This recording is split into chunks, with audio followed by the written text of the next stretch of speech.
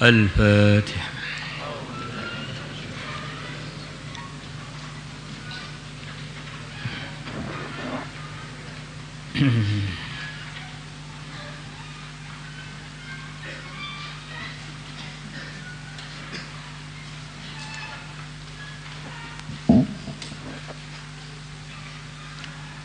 بسم الله الرحمن الرحيم. وقال تعالى,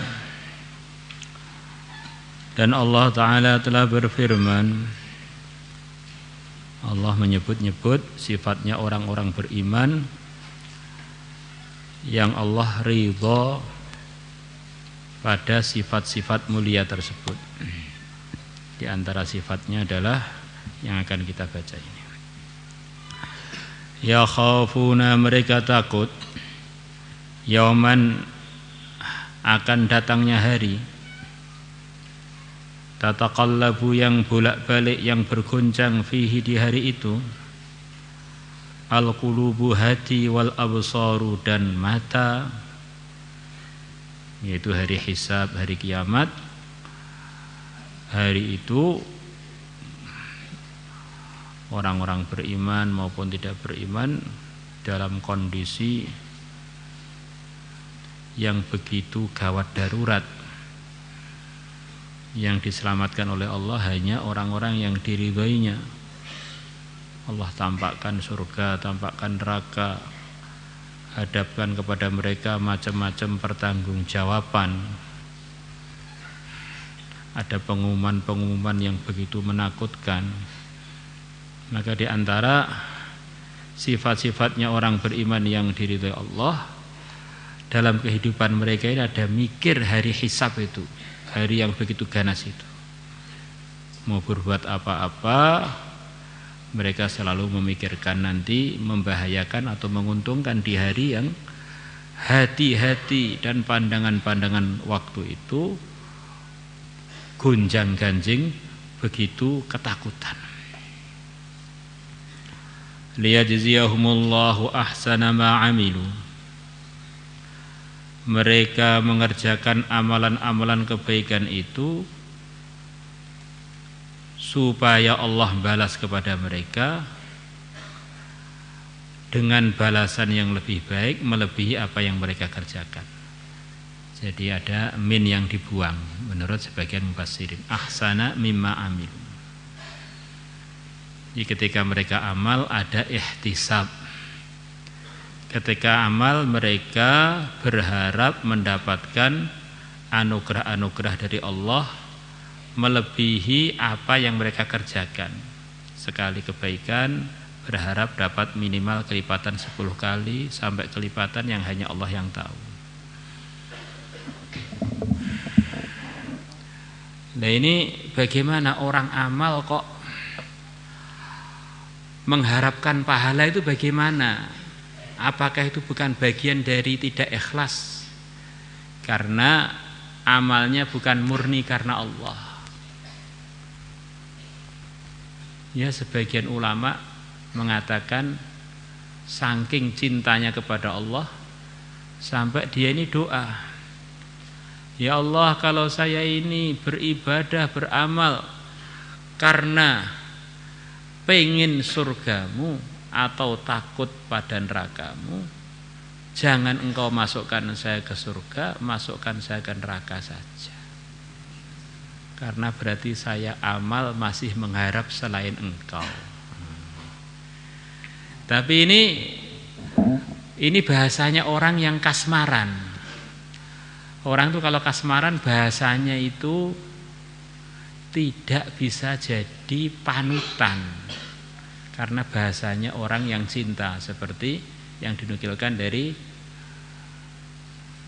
Robiah Hadawiyah dan yang lain-lain, pecinta-pecinta yang sampai gandrung. Seperti orang begitu cinta pada istrinya, dia bilang kamu itu lebih cantik dari bidadari. Kan itu pret, maksudnya itu kan embel aja, itu enggak nyata kan itu. Tapi bahasanya cinta itu begitu itu. Maka sebagian ulama yang hati-hati di sini pembahasannya panjang. Yang ngiming-ngimingi pahala itu kan Allah. Yang menjanjikan surga itu kan Allah. Yang menjanjikan macam-macam kenikmatan itu ya Allah. Maka menurut saya tidak sopan orang diiming-imingi oleh Allah terus kemudian gak pengen. Ditakut-takuti oleh Allah gak takut. Itu namanya kurang adab, bahkan tidak adab. Ditakut-takutin neraka gak takut, masukkan aja ke neraka. Kecuali orang kasmaran memang baru mukallaf kan ya. Diiming-imingi surga, saya nggak pengen surga, pengen Allah saja. Maka grup yang kedua ini mengatakan adabnya orang beriman itu memang ihtisab. Setiap amal sebagaimana yang dijanjikan Allah itu apa, itu berarti Allah ridho dan seneng kalau hambanya pengen pada perkara yang diiming-imingkan kepada dia. Maka Nabi bersabda, man qoma ramadhana imanan wahtisaban. Barang siapa menghidupkan malamnya Ramadan dengan amalan-amalan kebaikan, dia menghidupkan tadi karena dorongan iman dan karena pengen anugerah Allah yang telah dijanjikan. Ghufira lahu ma taqaddama min dzambi. Terus kita ikut siapa, Pak? Ya, dua-duanya sih boleh dijadikan pertimbangan. Yang tidak boleh itu kita hidup tanpa pertimbangan. Hidup ngawur gak mikir, pokoknya aku ngene iki ya ngene iki. Lah itu yang gak boleh. Grup kedua pengen hati-hati, grup pertama memang bahasanya orang gandrung. Memang orang itu harus gandrung dengan Allah, seharusnya sampai melupakan ke orang itu. Kalau sudah cinta beneran kan melupakan apapun, melupakan harga apapun, melupakan yang menarik apapun, pokoknya hanya si dia saja pokoknya. Koes dunia dengan segala isinya, dengan Laila, kamu pilih mana? Kamu ngomong apa? Debu yang nempel di serandalnya Laila itu lebih mahal menurutku melebihi dunia dengan segala isinya. Ini bahasanya orang gandrung ya.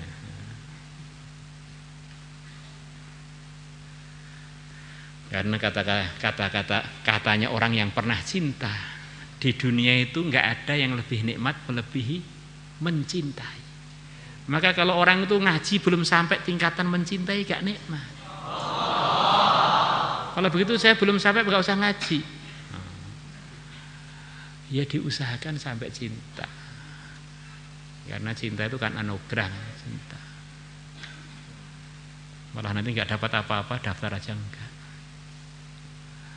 Orang itu dengan sebab cinta itu yang pahit pun jadi manis, yang capek pun jadi terasa istirahat.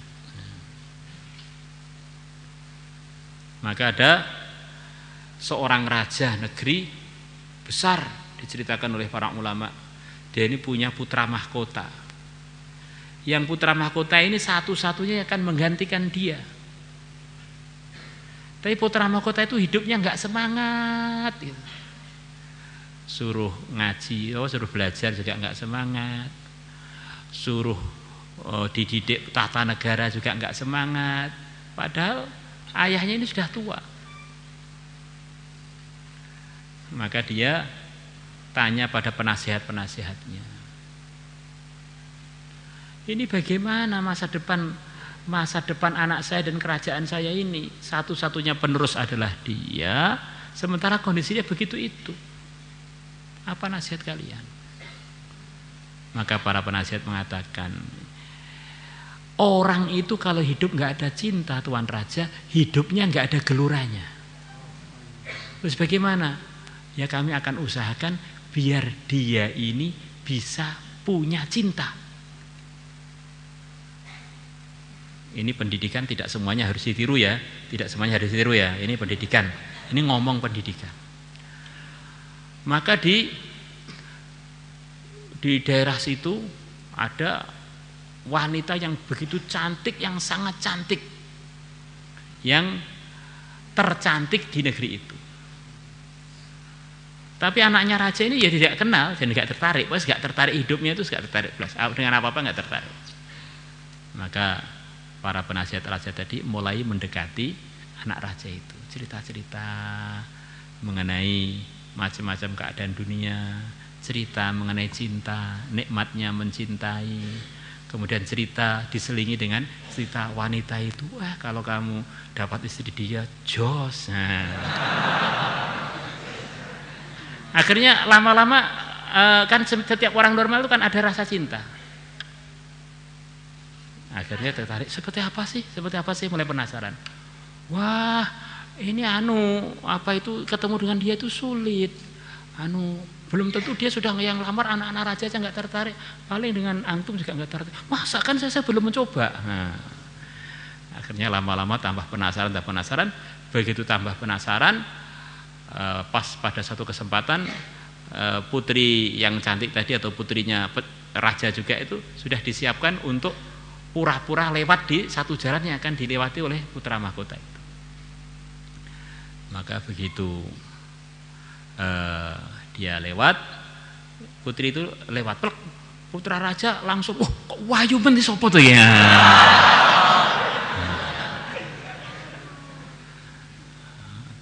Terus putri tadi nggak patek gubris dengan putra raja itu langsung pergi. Maka pengawalnya yang sudah didesain oleh para penasihat raja tadi, itu yang kita ceritakan itu, yaitu, wah saya pengen lamar dia, pengen wah itu sulit loh, Tuan Raja ini ada persyaratan, saya siap persyaratan siap. Nah, akhirnya ringkes cerita terlalu panjang, nanti sampai maghrib belum selesai kalahnya. Akhirnya anak raja tadi dengan resmi pengen ngelamar putri raja. Putri raja bilang, saya nggak mau jadi istri kamu. Kok nggak bisa? Iya, kamu males, itu apa jadi suami? Saya nggak males kok, saya bisa berubah kok.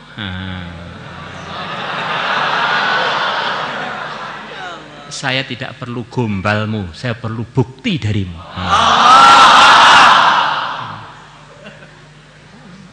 Apa buktinya? Kamu harus pintar naik kuda, harus pintar memanah, kamu harus pintar nata negara. Kalau itu semua kamu bisa, kamu baru layak jadi suami saya. Untuk apa suami gak bermutu? Wah, anak raja jadi semangat, siang malam latihan, siang malam naik kuda, sampai dia layak untuk menggantikan ayahnya. Baru akhirnya nikah dengan perempuan itu, akhirnya kerajaannya berlangsung selepas itu. Jadi santri tela-telo. Itu berarti nggak ada dorongan cinta-cintanya untuk yang lain-lain gitu. Orang nggak berprestasi, orang kalau nggak ada cinta nggak berprestasi. Nah, cinta kita ini kita salurkan untuk agama, untuk ngaji, untuk ngapalkan Quran, untuk wirid.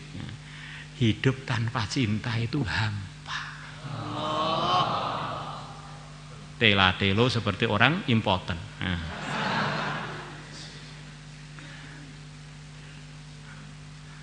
Ngantuk atas bawah. La ilaha illallah. Begitu itu. Maka orang-orang yang bisa amal agama dengan baik itu memang pecinta-pecintanya Allah dan Rasulnya, mencintai Allah dan Rasulnya itu melebihi segalanya. Wa yazidahum, dan Allah akan menambahkan kepada mereka, atau dengan harapan Allah menambahkan kepada mereka kalau diatapkan ke sebelumnya, min fadlihi, dari anugerahnya. Karena Allah menjanjikan waladaina mazid, orang-orang yang telah saya janjikan begini berupa anugerah, nanti begitu masuk surga akan tak tambahi anugerah lagi. Maka mereka beramal itu dengan harapan tadi. Wa qala ta'ala, dan Allah Ta'ala telah berfirman, yad'una rabbahum, mereka berdoa kepada Tuhannya. Ini sifat-sifatnya orang beriman yang diridhoi Allah, diantaranya ini. Khaufan, dalam kondisi mereka takut. Kenapa kok takut? Karena diantara yang difirmankan Allah, yang disampaikan Rasulullah kepada umat, kepada orang-orang beriman adalah isinya ancaman-ancaman Allah. Kalau nggak taat risikonya begini, kalau maksiat risikonya begini, kalau melanggar risikonya begini. Maka tuntutan dari percaya kepada ancaman-ancaman Allah adalah rasa takut mesti wajib ada di hatinya setiap orang beriman. Wa tama'a, dan mereka berdoa kepada Allah disertai harapan. Melihat janji anugerah Allah, pahala dilipatkan, surga sekian, kemudian derajat yang macam-macam, nikmat yang macam-macam yang abadi. Akhirnya tuntutan beriman kepada janji-janji anugerah di hatinya setiap orang beriman harus ada harapan. Maka iman itu, iman kepada Allah itu kumpulan dari harapan dan takut, khaufan wa tama'. Bukan takut tok akhirnya jadi suudzon atau bagi lemes gak ingat anugerahnya Allah. Jangan berharap tok sampai lupa ancaman-ancaman Allah. Wa mimma razaqnahum, dan dari sebagian yang aku berikan rizki kepada mereka, yunfiquna, mereka menginfakkannya. Fala ta'lamu nafsum ma ukhfiya lahum min qurrati a'yun. Ini nafsun isim nakirah terletak selepas la, nafi akhirnya. Maka tidak tahu, siapapun tidak tahu, siapapun tidak tahu, ma perkara ukhfiya lahum, yang telah disimpan, disembunyikan untuk mereka berupa kenikmatan-kenikmatan. Ukhfiya lahum, jadi tidak ada siapapun yang tahu kenikmatan-kenikmatan yang telah disimpankan oleh Allah untuk mereka. Mereka orang-orang yang beriman. Min qurrati a'yunin, berupa perkara yang menyejukkan mata, perkara-perkara yang menggembirakan.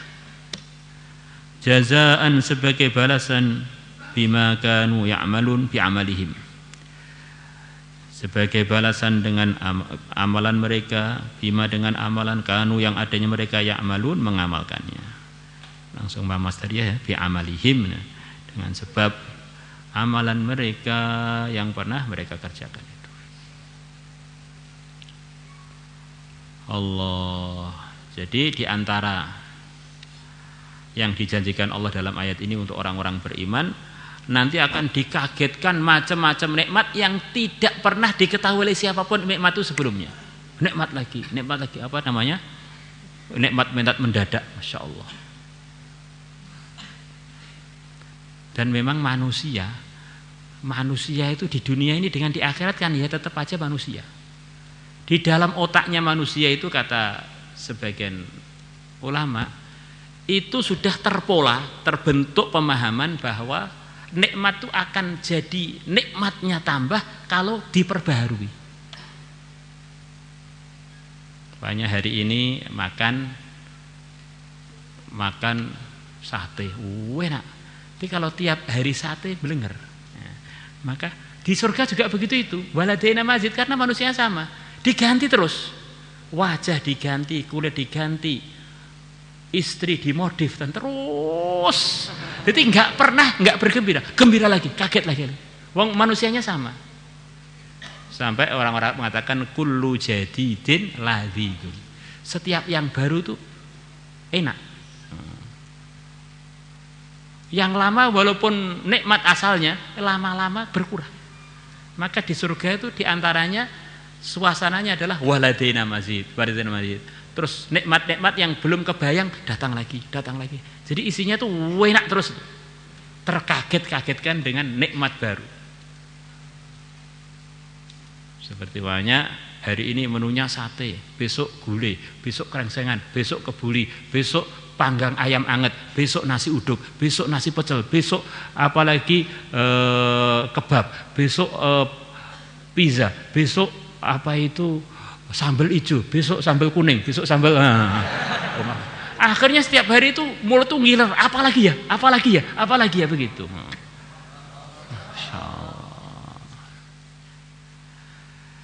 Salat maulaya salli wa sallim daiman abada ala habibika khairil khalqi kulli huwal habibul ladzi turja syafa'atuhu li kulli hawlin minal